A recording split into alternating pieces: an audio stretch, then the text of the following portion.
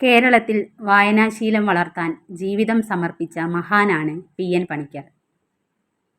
ഗ്രന്ഥശാലകൾ സ്ഥാപിക്കുന്നതിനും പുസ്തകവായന പ്രോത്സാഹിപ്പിക്കുന്നതിനും അദ്ദേഹം നിരന്തരം പ്രവർത്തിച്ചു.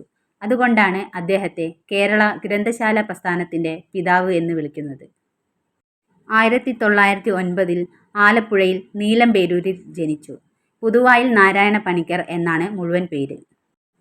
വായനയുടെ വളർത്തച്ഛൻ എന്നറിയപ്പെടുന്നു. മലയാളിയെ വായനാശീലം പഠിപ്പിച്ച സാമൂഹിക പ്രവർത്തകൻ. നാട്ടിൽ സനാതനധർമ്മം എന്ന ഗ്രന്ഥശാല സ്ഥാപിച്ചുകൊണ്ട് സാമൂഹിക രംഗത്തേക്ക് ഇറങ്ങി. കേരളത്തിൽ സാക്ഷരതാ പ്രവർത്തനത്തിനും ഗ്രന്ഥശാല പ്രസ്ഥാനത്തിനും അടിത്തറ പാകി. വായിച്ചു വളരുക എന്ന മുദ്രാവാക്യം കേരളത്തെ പഠിപ്പിച്ചു. കേരള ഗ്രന്ഥശാല സംഘം, കാൻഫഡ് അതായത് Kerala association for non formal education and development എന്നിവ അദ്ദേഹം നേതൃത്വം നൽകിയ സംഘടനകളാണ്. 1995 ജൂൺ 19 അദ്ദേഹം അന്തരിച്ചത്. 2004 പണിക്കരുടെ സ്മാരക സ്റ്റാമ്പ് തപാൽ വകുപ്പ് പുറത്തിറക്കി. അദ്ദേഹത്തിൻ്റെ ചരമദിനമായ ജൂൺ 19 കേരളത്തിൽ വായനാ ദിനമായി ആചരിക്കുന്നു.